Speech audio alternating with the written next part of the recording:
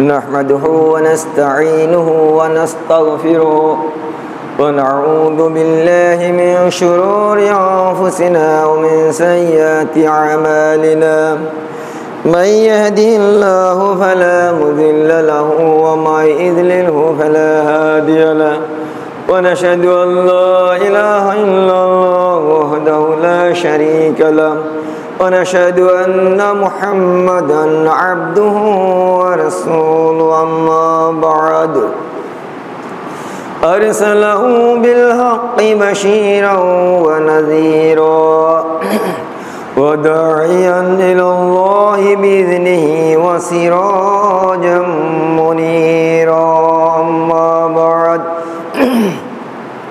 فإن خير الحديث كتاب الله وخير الحديث حديث محمد صلى الله عليه وسلم وشر الأمور محدثاتها وكل محدثة بدعة وكل بدعة ضلالة وكل ضلالة في النار أعوذ بالله من الشيطان الرجيم بسم الله الرحمن الرحيم قاف القرآن المجيد بل أجبوا وجاءهم منذر منهم فقال الكافرون هذا شيء عجيب أإذا متنا وكنا ترابا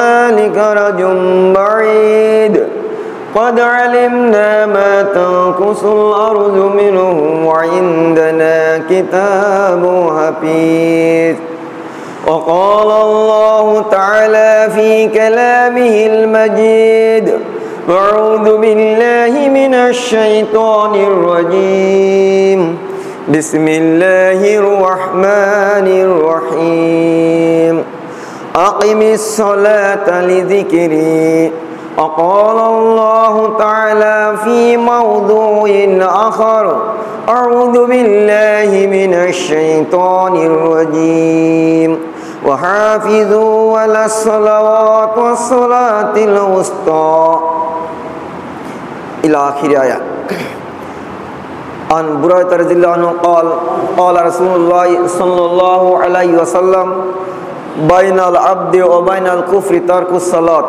রাহু মুসলিম। সমস্ত প্রশংসা সেই মহান রব্বুল আলামিনের জন্য, যার অশেষ মেহেরবানিতে আমরা দীর্ঘ 100 সপ্তাহ বাইতুল্লাহ অর্থাৎ আল্লাহর ঘর মসজিদুল জুমা মসজিদে সবাই একত্রিত হতে পেরেছি। সেই মহান রব্বুল আলামিনের দরবারে শুকরিয়া আদায় করি, আলহামদুলিল্লাহ। দুরুদ ও সালাম বর্ষিত হোক হযরত মুহাম্মদ রাসূলুল্লাহ সাল্লাল্লাহু আলাইহি ওয়াসাল্লামের প্রতি। সম্মানিত উপস্থিতি, আজকের জুমার সংক্ষিপ্ত বিষয় সালাত। যেহেতু জুমার দিন আমাদের উচিত ছিল, এখনো যারা আমরা উপস্থিত হতে পারি নাই, আসলে আমরা জুমার দিন বর্তমান সমাজে যেদিকে তাকাবেন না কেন, জুমার যে একটি গুরুত্ব, যে একটি ফজিলত রয়েছে, সেটা আমরা ভুলে গেছি। যদি নাই ভুলতাম তাহলে আমাদের যারা মুসল্লি জুমার সালাত আদায় করতে ইচ্ছুক, নিশ্চয় তারা 12:30 পূর্বে এখানে উপস্থিত হতাম। কিন্তু এটা আমাদের দুর্ভাগ্য। আসলে আমরা সব কিছু রুটিন মোতাবেক করতে পারি, কিন্তু সালাতের বিষয়ে জুমার সালাত যে 12:30 পূর্বে উপস্থিত হতে হয়, এটা আমাদের রুটিন করা নেই। সম্মানিত উপস্থিতি, যেহেতু সময় কম, নির্দিষ্ট সময় ইনশাল্লাহ আজকের বক্তব্য শেষ করব ইনশাআল্লাহ। যেহেতু আজকের জুমার সংক্ষিপ্ত বিষয় সালাত, প্রথমে আলোচনা হবে সালাত আদায় করতেই হবে। এরপরে আলোচনা যারা সালাত আদায় করে না তারা কেমন, এবং যারা সালাত আদায় করে কিন্তু রাসূল সাল্লাল্লাহু আলাইহি সাল্লামের নিয়ম অনুযায়ী তার পদ্ধতি অনুযায়ী করে না তারা কেমন, সালাত কিভাবে আদায় করতে হবে, এটি নিয়ে আজকে আমাদের জুমার সংক্ষিপ্ত বিষয়। আমরা জানি ইসলামের স্তম্ভ 5টি বা খুঁটি 5টি, তার ভিতরে দ্বিতীয়তম স্তম্ভ বা খুঁটি হলো সালাত। সালাত খুবই গুরুত্বপূর্ণ একটি ইবাদত। সালাত এমন একটি ইবাদত, সম্পূর্ণ ব্যতিক্রম ধর্মী হলো সালাত। সালাত নেই আপনার সিয়াম রেখে লাভ হবে না। সালাত নেই আপনি সারা রাত আল্লাহর কাছে ক্রন্দন করেও কোনো লাভ হবে না। সালাত নেই সব থেকে পাওয়ারফুল ইবাদত হলো দান, দান করেও কোনো লাভ হবে না। অর্থাৎ সালাত এমন একটি ইবাদত, যাবতীয় সকল ইবাদত এই সালাতের উপরে নির্ভর করে। সালাত এটি ব্যতিক্রম ধর্মী ইবাদত। আমরা সবাই জানি ইবাদত জগতে গুরুত্বপূর্ণ একটি বিষয়, গুরুত্বপূর্ণ একটি ইবাদত হলো সিয়াম। কেন আল্লাহ রাব্বুল আলামিন নিজেই বলেছেন, as-সাওমু লি ওয়া আনা আযিবি, সিয়াম আমার জন্য আর এর প্রতিদান আমি দিব। আল্লাহ রাব্বুল আলামিন নিজেই বলছেন যে সিয়ামের প্রতিদান আমি ফেরেশতাদের ভিতর দিয়ে ফেরেশতাদের মাধ্যমে পরিবেশন করব না, এটি সম্পূর্ণ আমার নিয়ন্ত্রণে থাকবে। সুবহানাল্লাহ। যেহেতু আর মাত্র কয়েকদিন পরে আমাদের সামনে পবিত্র মাহে রমজান মাস আগত হবে, আল্লাহ রাব্বুল আলামিনের নিকট আমাদের আকুল আবেদন, হে আল্লাহ রাব্বুল আলামিন, যেহেতু আর 8 দিন পরেই আমরা পবিত্র মাহে রমজান মাস পাবো, এই রমজান মাস আমরা যেন সুস্থ শরীরে সকলে একটি মাস এই সিয়াম পালন করতে পারি। আল্লাহ রাব্বুল আলামিন আমাদের সে তৌফিক দিক, আল্লাহুম্মা আমিন। এরপরে যেটা বলছিলাম যে সিয়াম এমন একটি গুরুত্বপূর্ণ ইবাদত যার প্রতিদান আল্লাহ রাব্বুল আলামিন নিজে হতেই দিবেন। এর পরেও যদি আপনার সালাত আদায় না করেন, সালাত না পড়েন, তাহলে আপনার এই সিয়াম রেখেও কোনো লাভ হবে না। কেননা আগেই বলেছি সালাত এমন একটি ইবাদত যে সম্পূর্ণ ব্যতিক্রম ধর্মী ইবাদত, যার উপরে অন্যান্য সকল ইবাদত নির্ভর করে। আমরা জানি রাসূল সাল্লাল্লাহু আলাইহি ওয়াসাল্লাম বলেছেন, কোনো ব্যক্তি যদি রাত্রি যাপন করে আল্লাহর কাছে ক্রন্দন করে, আল্লাহর কাছে কেঁদে কেটে 2 চোখে 2 ফোঁটা পানি যদি কেউ বের করতে পারে, আল্লাহ রাব্বুল আলামিন বলেছেন, এরপরে রাসূল সাল্লাল্লাহু আলাইহি ওয়াসাল্লাম বলছেন যে ওই ব্যক্তিকে জাহান্নামে যাওয়া তেমনটাই অসম্ভব যেমন গাভীর দুধ দহন করার পরে, অর্থাৎ গাভীর বাটের ওই উলান থেকে দুধ দহন করার পরে যেমন দুধ ভিতরে প্রবেশ করা অসম্ভব, কোনো ব্যক্তি যদি রাত্রি ক্রন্দন করে চোখের পানি বের করে তাকে জাহান্নামে যাওয়া অসম্ভব। সুবহানাল্লাহ। উদাহরণটা হয়তো আপনাদের বোঝাতে পারলাম না, হয়তো আপনারা বুঝতে পারেননি, সেটা হচ্ছে এই সংক্ষেপে বলি, জাহান্নামে যাওয়া অসম্ভব কেমন, আমরা যদি আল্লাহর কাছে গভীর রাত্রে আল্লাহর কাছে ক্রন্দন করি, হে আল্লাহ রাব্বুল আলামিন, আমি বিশাল পাপের ভিতরে ডুবে গেছি, তুমি আমাকে ক্ষমা করো, আমি তোমার কাছে এই চাচ্ছি, অবশ্যই অবশ্যই তিনি আমাদেরকে দেবেন, কারণ তিনি দেওয়ার জন্য প্রস্তুত, কিন্তু আমরা নিতে চাই না, আমরা তাকে ডাকতে চাই না। যার জন্য তিনি বলছেন যে কোনো বান্দা যদি, আমার কোনো বান্দা যদি রাত জেগে ক্রন্দন করে আমার কাছে যদি চাই, 2 ফোঁটা চোখের পানি যদি বের করতে পারে, তাহলে সে জাহান্নামে যাওয়া অতটাই অসম্ভব যেমন গাভীর দুধ দহন করার পরে ভিতরে যেমন দুধ ভিতরে ঢুকানো অসম্ভব। সুবহানাল্লাহ। সুতরাং আমাদেরকে উচিত হবে সবসময় আমরা যেন 5 ওয়াক্ত সালাত আদায় করতে পারি। আল্লাহ রাব্বুল আলামিন আমাদের সেই তৌফিক দিক, আল্লাহুম্মা আমিন। এরপরে যেটা বলছিলাম, ইবাদত জগতে সব থেকে পাওয়ারফুল ক্ষমতাধর ইবাদত হলো আপনার দান। দান এমন একটি ইবাদত, আপনি এক্ষুনি দান করুন, আপনার মায়ের কবর আযাব থেকে আপনি মুক্তি পাবেন, কবর আযাব থেকে আপনার মা মুক্তি পাবে। আপনি এখনই দান করুন, কবর আযাব থেকে আপনার আত্মীয়স্বজন মুক্তি পাবে। সুতরাং আমাদের দান করতে হবে না, করতে হবে না, অবশ্যই অবশ্যই আমরা যে ইনকাম করি, রোজগার করি, তার ভিতর দিয়ে হলেও কিছু অংশ হলেও কি করতে হবে, সেটাকে আল্লাহর রাস্তায় ব্যয় করতে হবে। আবু হুরায়রা বর্ণিত, তিনি বলেন রাসূল সাল্লাল্লাহু আলাইহি ওয়াসাল্লাম বলছেন যে তোমরা কি করো, ইত্তাকুন নারা, তোমরা আল্লাহ জাহান্নামের আগুনকে ভয় করো, ওয়ালাউ বিশিক্কিন বিতামারাতিন, এবং সম্ভব হলে একটা খেজুরের অর্ধেক অংশ হলেও তা সেটাকে আল্লাহর পথে দান করো। সুবহানাল্লাহ। সুতরাং দান এমন একটি ইবাদত, দান অন্যান্য ইবাদত যেমন আপনার অন্যকে উপকার করতে পারে না, কিন্তু দান এমন একটি ইবাদত, আপনি করবেন, দান করবেন, আপনারও সওয়াব হবে, জাহান্নামে দান করেন তারও সওয়াব হবে। কেমন? আপনি যদি এখনই ধরেন এই মাদ্রাসায় আপনি দান করলেন, 500 টাকা দান করলেন, আপনার তো সব হবেই, এবং এর জন্য পরকালে আপনি অবশ্যই প্রতিদান পাবেন। আর এই মুহূর্তে আল্লাহ রাব্বুল আলামিন আপনার আত্মীয় স্বজনের কবর আযাব থেকে মুক্তি দিবেন। সুবহানাল্লাহ। দান এমন একটি ইবাদত, নিজেরও উপকার হবে এবং আপনার অন্যজনের উপকার হবে। সেটা কেমন? এই দানের বিনিময়ে, বিশেষ করে মাদ্রাসা মসজিদগুলো কিন্তু অনেক দানের বিনিময়ে চলে। সুতরাং দান নিজেরও লাভ হবে, অন্যজনের লাভ হবে। এরপরে রাসূল সাল্লাল্লাহু আলাইহি ওয়াসাল্লাম বলছেন, দান এমন একটি ইবাদত, জ্বলন্ত আগুনের ভিতরে, উত্তপ্ত আগুনের ভিতরে যদি আপনি পানি দেন তাহলে ধূপ করে নিভে যায়। অনুরূপভাবে দান এমন একটি পাওয়ারফুল ইবাদত, আপনি যদি এক্ষুনি দান করেন, আপনার উপরে আল্লাহ রাব্বুল আলামিনের যে রাগ, যে ক্রোধ ছিল, ধূপ করে সেটা নিভে যায়। সুবহানাল্লাহ। সুতরাং দান এমন একটি পাওয়ারফুল ইবাদত। এরপরে রাসূল সাল্লাল্লাহু আলাইহি ওয়াসাল্লাম বলছেন, আস-সাদকাতু বুরহানুন, দান হলো দলিল। দলিল কেমন? আপনি এই দানের বিনিময়ে জান্নাত ক্রয় করে রাখুন। সুবহানাল্লাহ। সুতরাং আগেই বলেছি, ইবাদত জগতে সব থেকে ক্ষমতাদার পাওয়ারফুল ইবাদত হলো এই দান। এর পরেও যদি আপনি সালাত আদায় না করেন, তবু আপনার এই দান কোনো লাভ আসবে না, আসবে কোনো লাভ আসবে না। কারণ আগেই বলেছি, সালাত এমন একটি ইবাদত, সম্পূর্ণ ব্যতিক্রম ধর্মী ইবাদত। সকল ইবাদত এই সালাতের উপরেই নির্ভর করে। সুতরাং আমাদের উচিত হবে আমরা যেন 5 ওয়াক্ত সালাত নিয়মিতভাবে আদায় করতে পারি।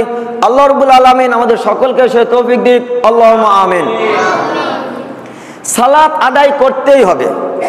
আল্লাহ রাব্বুল আলামিন বলছেন, আকিমিস সালাতা লিযিকরি, তোমরা সালাতের মাধ্যমেই আমাকে ডাকো। সালাত অর্থ কি? সালাত অর্থ কি? ডাকা, প্রার্থনা করা, রহমত, এগুলো আমরা জানি না। সালাত অর্থ কি? দোয়া।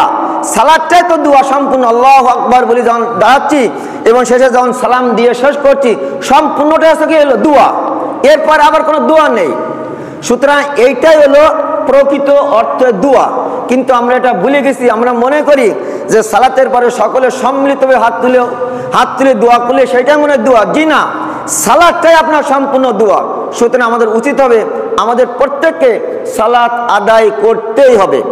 আপনি যে যে অবস্থায় থাকুক না কেন, মনে করেন আপনি এমন এক প্রান্তে আছেন, সেখানে সালাতে দাঁড়াবেন বা সালাত আদায় করবেন, উজুর কোনো ব্যবস্থা নেই, অর্থাৎ পানির কোনো ব্যবস্থা নেই, আপনি তায়াম্মুম করে সালাত আদায় করেন।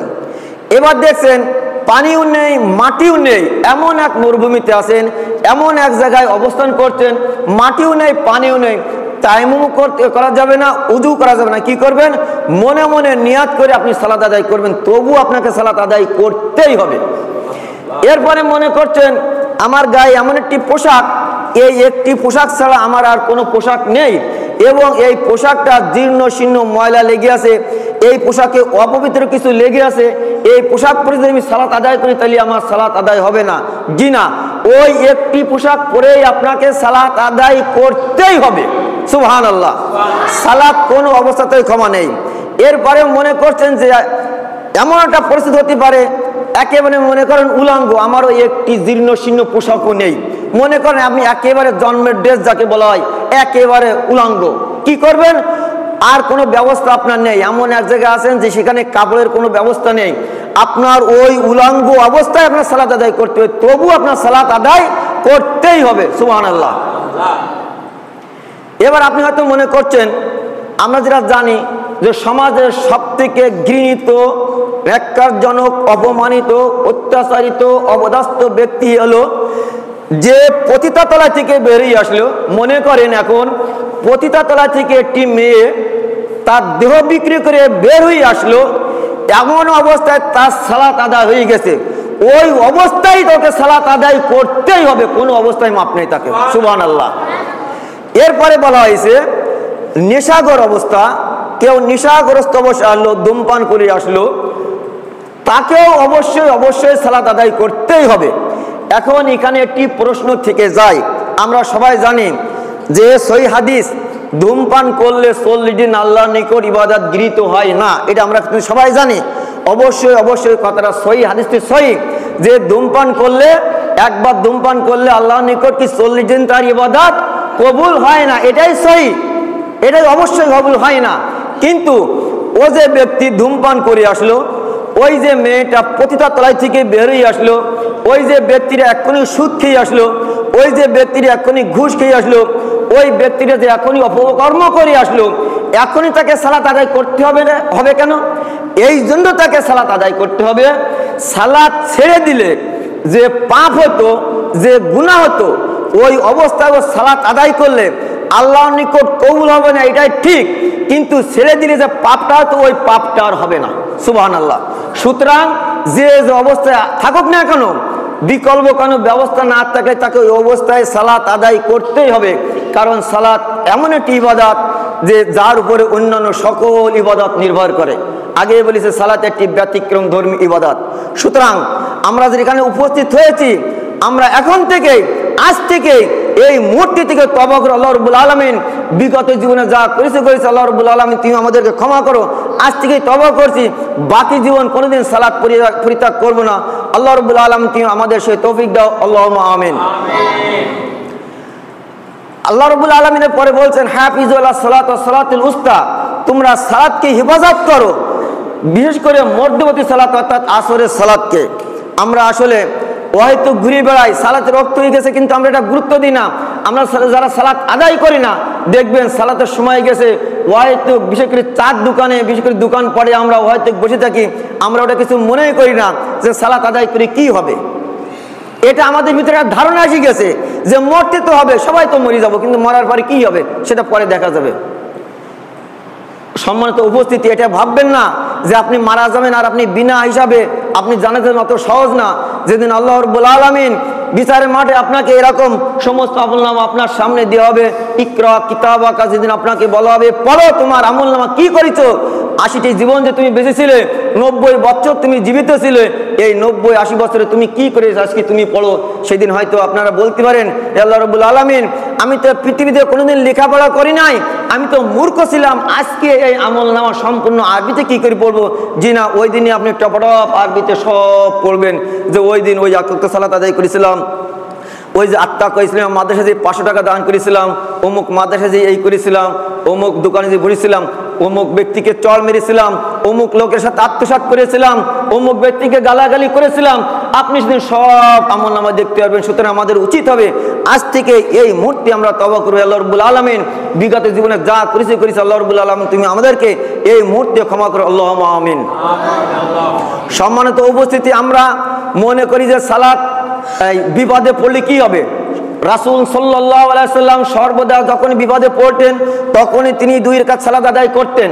আমরা তো মনে করি যে বিপদে পড়লে আগে চেয়ারম্যান মেম্বার থেকে শুরু করে ওসি ডিসি মানে একেবারে মানে হাইকোর্ট পর্যন্ত ঠিকই যায়, অবশ্যই যেতে হবে। কিন্তু তার পূর্বে আপনার যেটা করণীয় সেটা আছে, আপনি এখনই বিপদে পতিত হয়েছেন, আপনি সুন্দর করে উজু করেন, উজু করে 2 রাকাত সালাত আদায় করেন, সালাতের মাধ্যমে আল্লাহর কাছে চান, হে আল্লাহ আমি এই বিপদে পতিত হয়েছি, এই রক্ষার মালিক সম্পূর্ণ তুমি, তোমার হাত থেকে বাঁচার কোনো আমাদের উপায় নেই, অতএব তুমি দেশকে রক্ষা না করো তাহলে আমাদের বিপদকে রক্ষা করতে পারবে না।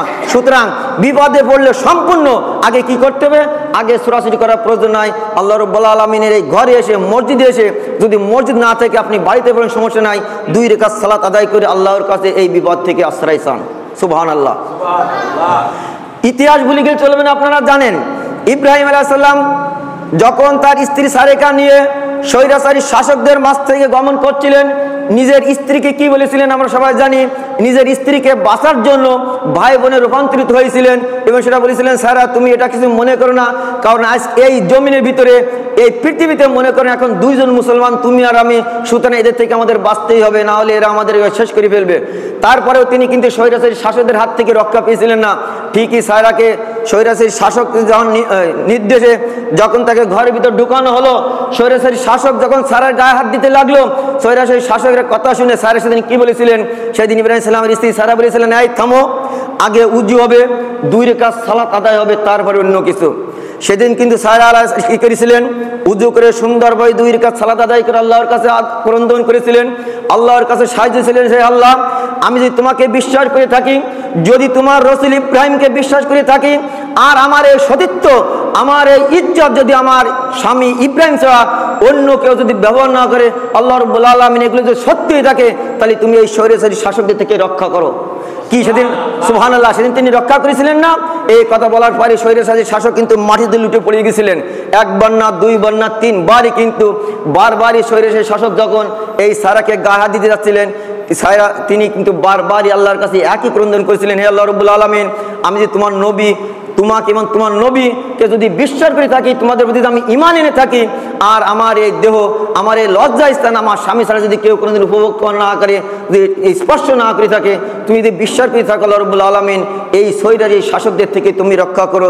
3 বার বলার পরে 3 বারই যখন ওই স্বৈরাচারী শাসক মাটিতে লুটিয়ে পড়েছিলেন, তখন শেষ পর্যন্ত কিন্তু ওই স্বৈরাচারী শাসক কি বলেছিলেন? সেদিন বলেছিলেন, আরে কাকে ধরে নিয়ে আসছে, তো পাগল, একে ছেড়ে দাও। সুবহানাল্লাহ। তাহলে দেখেন, বিপদে পড়লে অবশ্যই আল্লাহর কাছে চাইলে, সালাত আদায় করলে অবশ্যই তিনি রক্ষা করবেন। সুতরাং আমাদের উচিত হবে, আমরা যখনই কোনো বিষয়ে বিপদে পতিত হব, আমরা যেন সঙ্গে সঙ্গে উজু করে 2 রাকাত সালাত আদায় করি।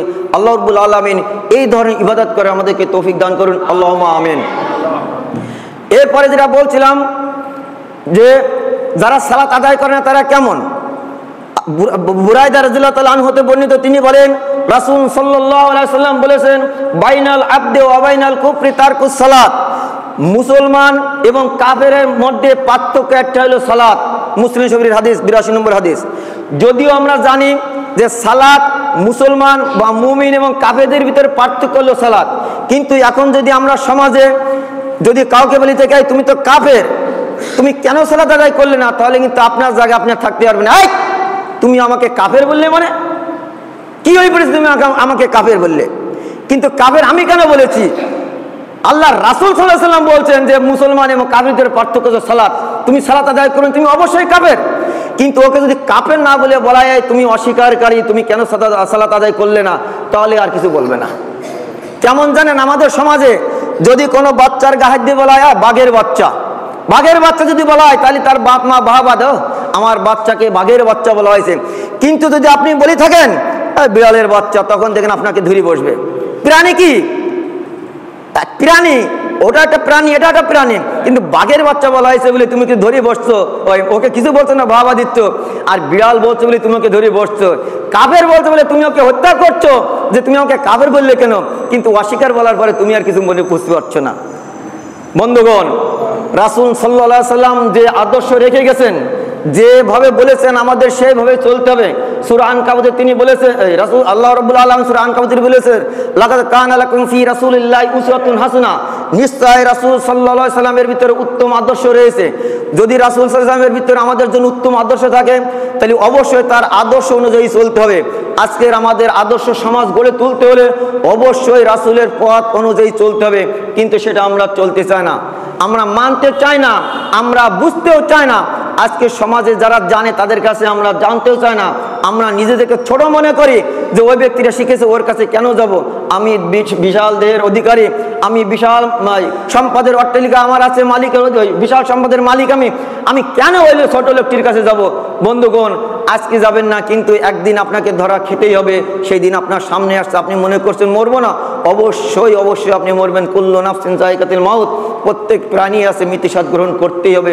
সুতরাং আমাদের উচিত হবে আজ থেকে আমরা যেন 5 ওয়াক্ত সালাত আদায় করতে পারি।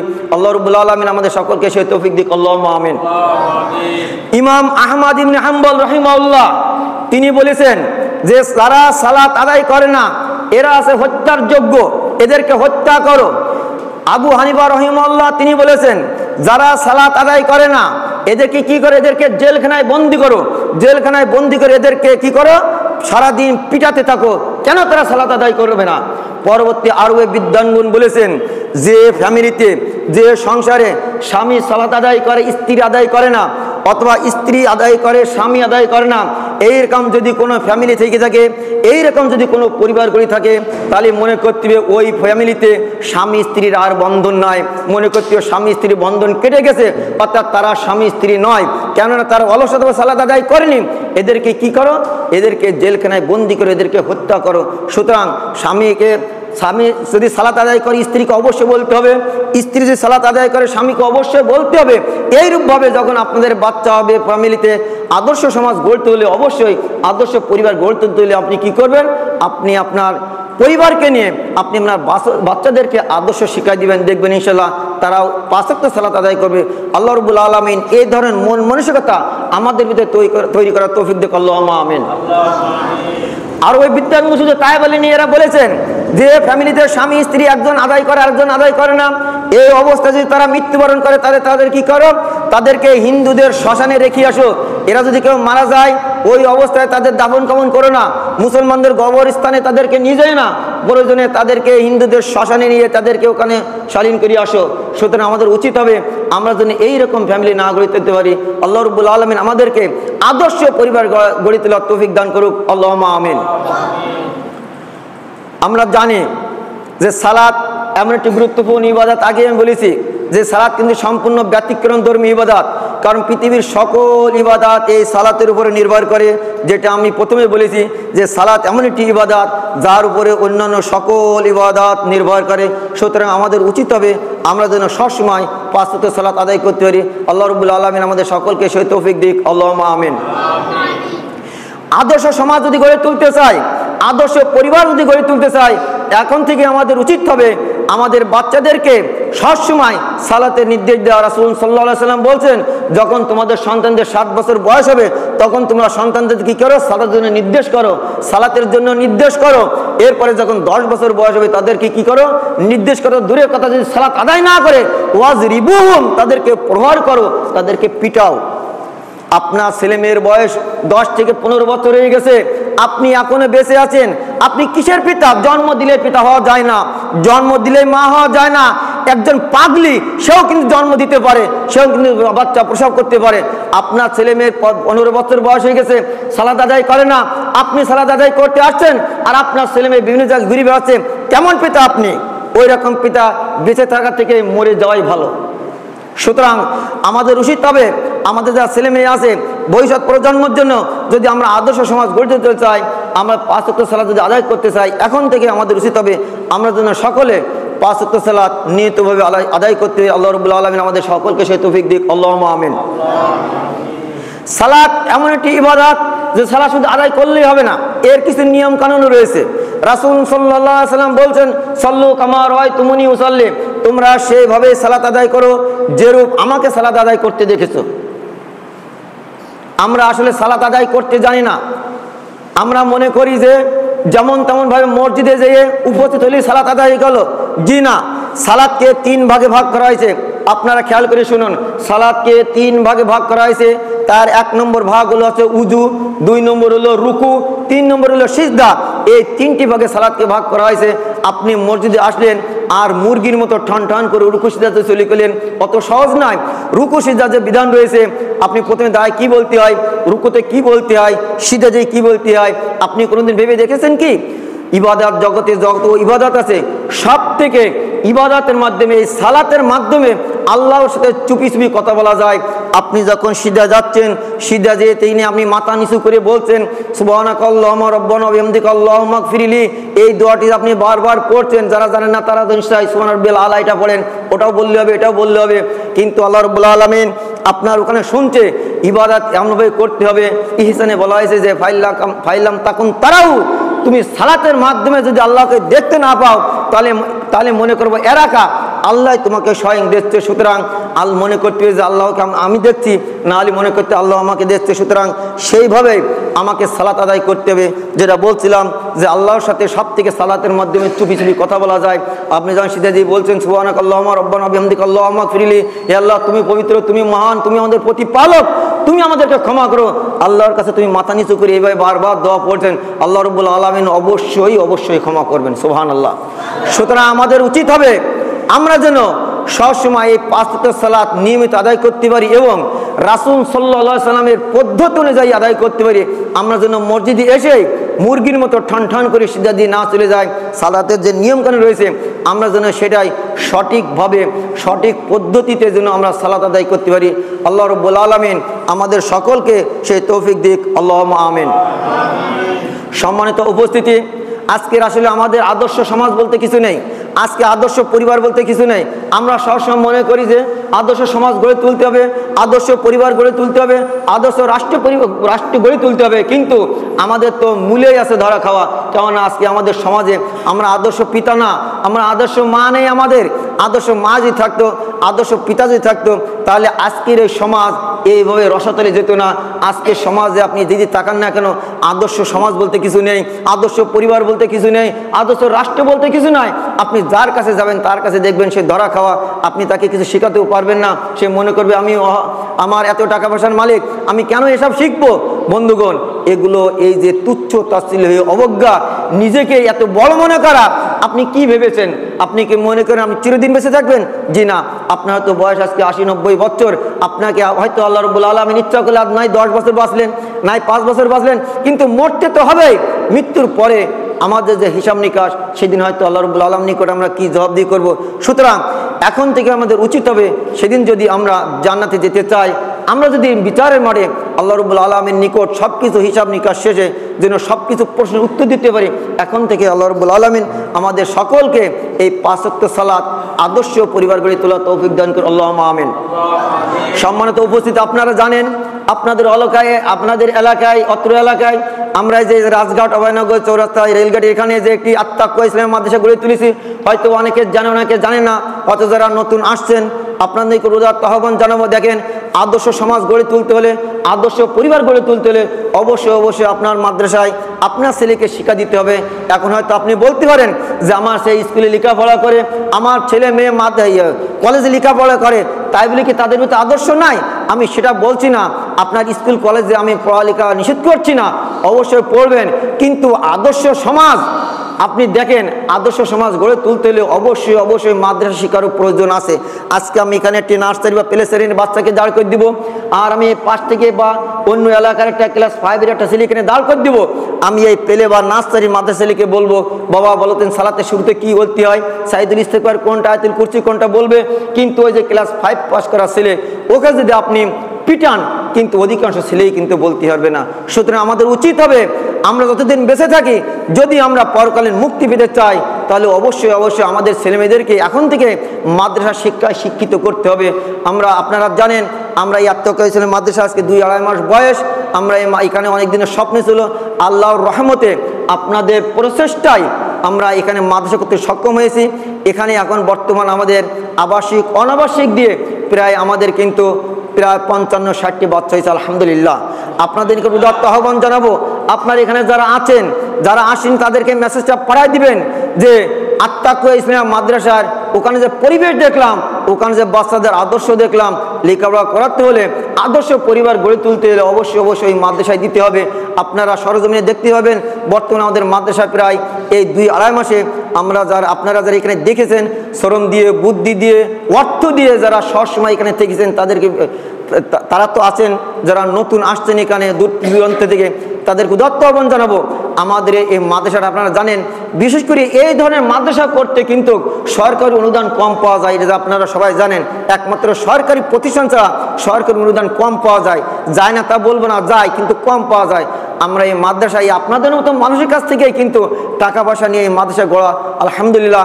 আপনাদের মাধ্যমে আজকে আমরা মাদ্রাসায় প্রায় 8 লাখ টাকা খরচ করে এই মাদ্রাসাটা করতে সক্ষম হয়েছি। ইতিপূর্বে আমরা প্রায় 6 লাখ টাকা শোধ করে দিয়েছি, মাত্র 2 লাখ টাকা আমরা ঋণী আছি। আপনাদের নিকট উদাত্ত আহ্বান জানাবো, আপনারা যে যতটুকু পারেন এই দানের হাতকে বাড়িয়ে দিবেন। আল্লাহ রাব্বুল আলামিন আমাদের সে তৌফিক দিক, আল্লাহুম্মা আমিন।